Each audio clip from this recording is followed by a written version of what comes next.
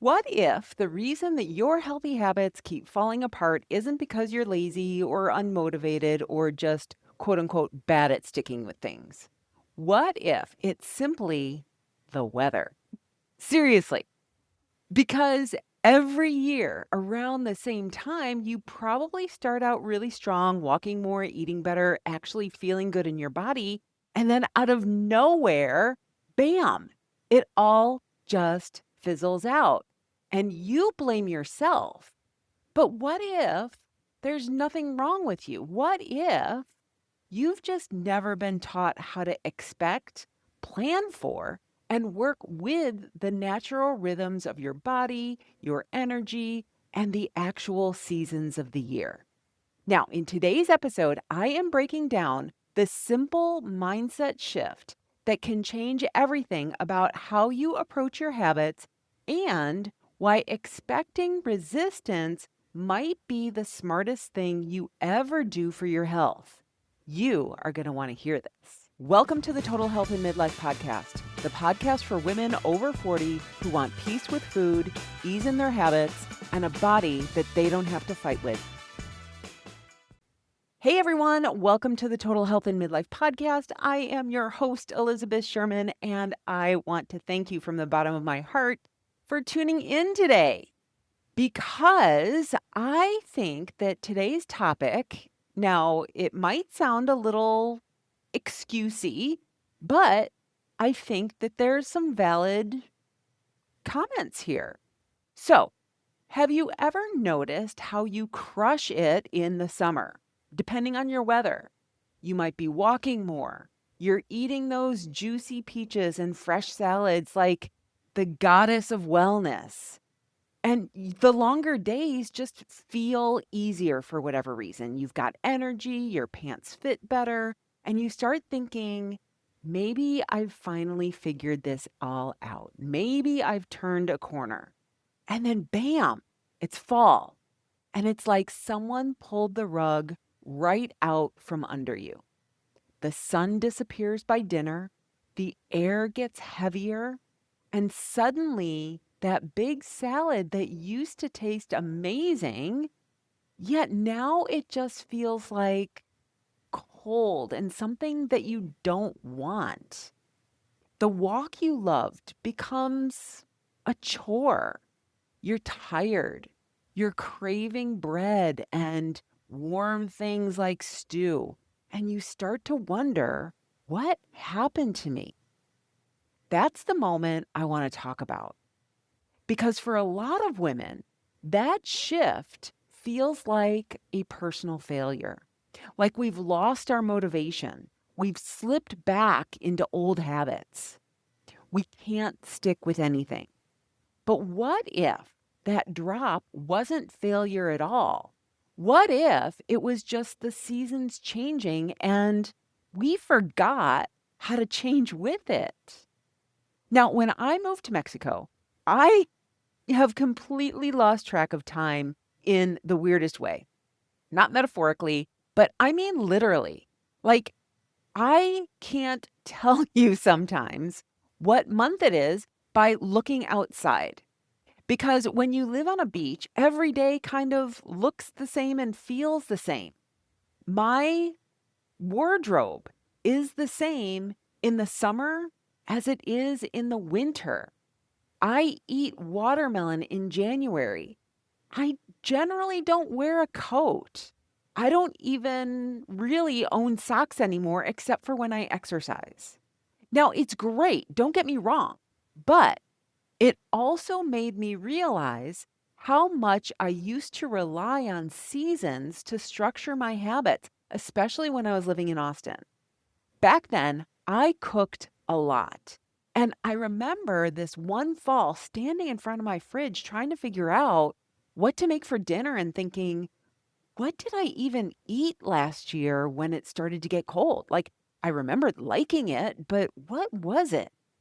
I remembered loving those cozy, warm meals like risotto and stew, but I couldn't for the life of me remember what those recipes were that I was making.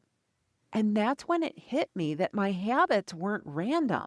They were completely seasonal. In the summer, I naturally ate lighter, things like grilled chicken, big salads, and fresh fruit from the farmer's market. But then in the colder months, I wanted warm, cozy things like casseroles, carbs, things that warmed me up from the inside out. And it didn't stop at food. In the warmer weather, I would walk more. I was just more active. But in the colder weather, I would stay in and hibernate. My sleep was different. I was craving different things, and my energy shifted. Even how I dressed changed how I felt about myself. And the thing is that it just becomes one big blur. Like I never saw it as a pattern. I just thought that I was off or lazy when I didn't want to eat the salad or go for the walk that I had been loving for the previous weeks. But once I was able to zoom out, I could see it so clearly. Our habits are tied to more than just discipline or willpower. They're actually tied to the weather, to the seasons, to daylight, to our moods and how much we sleep, to whether we're layered up or sweating through our clothes, to the seasons of the year and the seasons of our life. And if we don't expect those shifts, we get caught off guard and we blame ourselves and we try to push through with summer energy in a winter body. But if we do expect them, that's when we can start making real, flexible, sustainable changes. Now, here's what I know about myself, and honestly, most of my clients too, that we are absolutely terrible as humans at predicting how we will feel in the future. Like, laughably bad. If I feel motivated today, it's almost impossible to imagine a version of me tomorrow who isn't feeling motivated. If I'm in a groove with workouts right now, I assume that I am always going to be in that same groove. If I'm loving strawberries and grilled vegetables this week, it's hard to picture a time when mac and cheese will feel like the better option. But that day will always come. And when it does, we don't say, oh, yeah, I was expecting this. Totally normal. No. Instead, we say, oh, what is wrong with me? And that's the problem. The real enemy here isn't the cold weather, and it's not the rain. It's not the dark mornings or the bread cravings or the fact that you suddenly want mashed potatoes instead of kale. It's that it takes us all by surprise. Sure, we know it's going to be colder, but we don't expect it to feel so different. We assume motivation is like a faucet, that we turn it on and it flows. But then one day we go to do the thing and suddenly nothing comes out. And so we panic or we shame ourselves or we quit. And that's why I teach something to my clients called the think, feel, act cycle. Now, this thing is so super simple, but it explains so much. Every action that we take, you and me, or don't take, starts with a feeling, an emotion. And that feeling comes from a thought in our head. So, if your plan was to go for a walk, but you ended up sitting on the couch eating crackers straight from the sleeve, it's not because you're lazy or weak or undisciplined. It's because you were feeling something. You might have been feeling tired or meh or like, what's the point? And that feeling came from a thought like, it's too cold outside or it's not that important. I can start again on Monday. Or this one day doesn't really matter. Now, here's the good news. If you expect that thought to show up and the feeling that follows it, you can totally plan for it. You can say, Oh, there you are, right on schedule. I was expecting you. And you can decide ahead of time how you want to respond. Now, that one shift, expecting resistance instead of fearing it, can change everything. Because when the thought isn't surprise, you don't have to make it mean anything about you or yourself or exercise or any of that stuff. You don't spiral, you don't stall, you just pivot and you keep going because you already have a plan. Here's the thing no one tells you: you can feel resistance and still do the thing. I know. You don't need to be motivated. You just need to be prepared. When you start seeing these shifts as patterns instead of personal flaws, everything gets easier. Because once you expect the dip, the craving, the weather, the blah feeling, it's no longer a problem to solve. It's just a variable to plan for. Now, one of my clients lives in the Midwest, in the Chicagoland area, and is a dedicated runner. She's run, I don't know how many marathons. In the summer, she's outside doing her long runs. She's got sunshine, she's got trails, the whole thing. But when the winter hits and there's snow on the ground, she doesn't just stop. She doesn't shame herself into pushing through the ice either. She expects the seasons to change, and so she pivots. She swaps her long runs for shorter treadmill sessions, and she adds hot yoga to stay warm and flexible and give her body that break.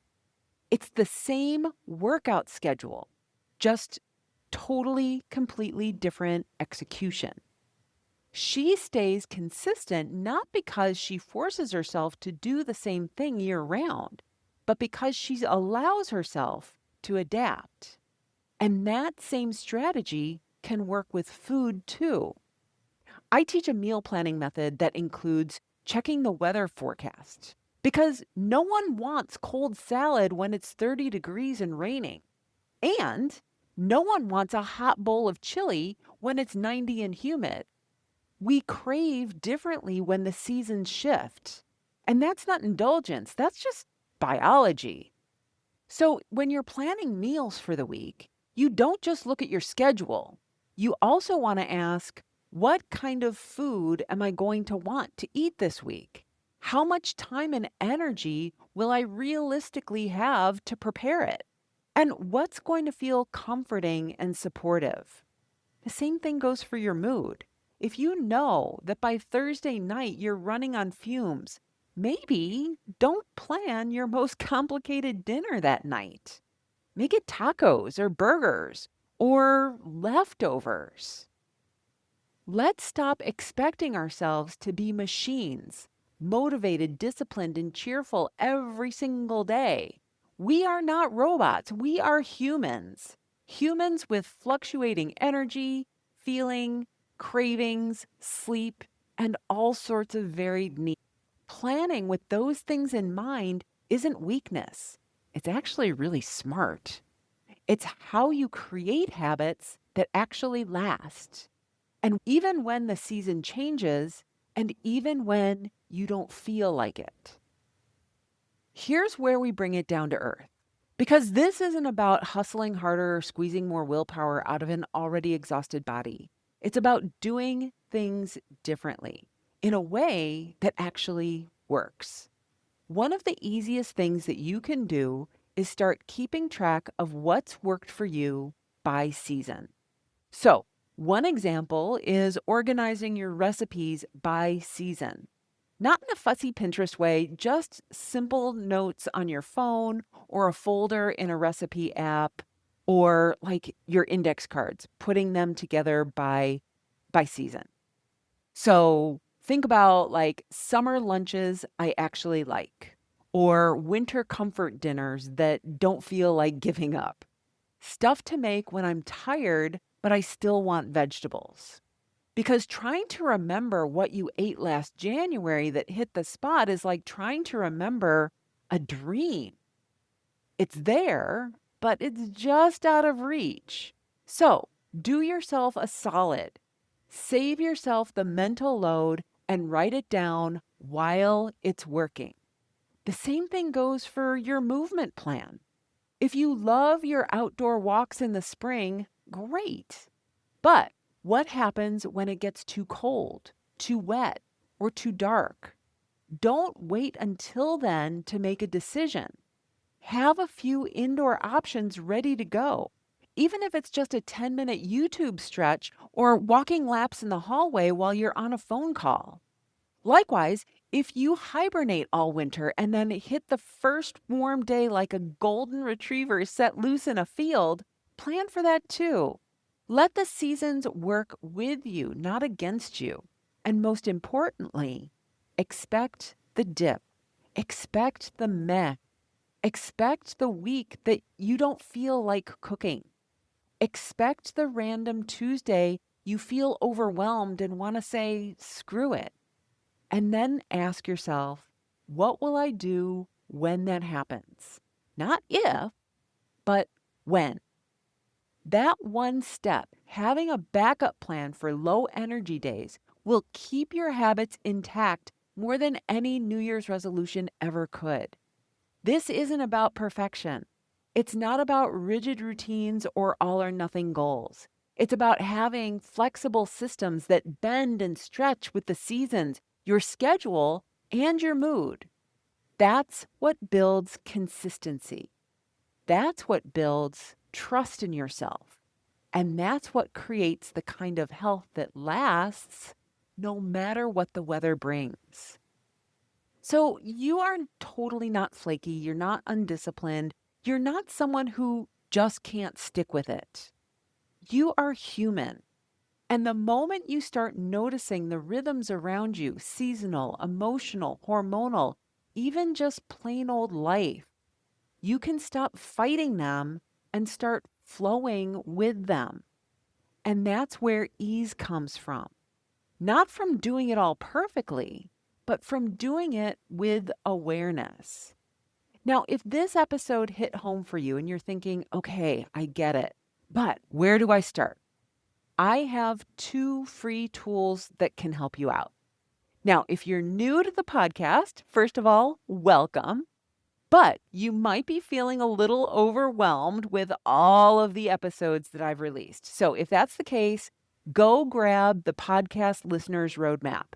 You can find it at elizabethsherman.com/roadmap. I'll put that link in the show notes, and it'll guide you through the most helpful episodes for where you are right now, whether you're curious about emotional eating, motivation, or just getting started with healthier habits. Or if you're ready to build a rock-solid foundation that works for every season, download the 8 Basic Habits That Healthy People Do guide and checklist. You can find that at elizabethsherman.com/habits. And I will put that link in the show notes as well. These are the exact habits that I work with for every client. It's the foundation of my work. They're simple, they're flexible, and they're completely diet-free. Either one is a fantastic next step. And whichever one you choose, know this: you are already doing the work. You're paying attention and you're moving forward. That's all I have for you today. Have an amazing day, and I will talk to you next week. Bye-bye. Hey, so if you've been nodding along and thinking, okay, I know what to do, Elizabeth, I'm just not doing it, I have got something for you. It's my free podcast listener's guide. It's a curated roadmap to help you get started with the most helpful episodes based on exactly what you need right now. Go to elizabethsherman.com/roadmap and take the guesswork out of where to begin with the Total Health and Midlife podcast.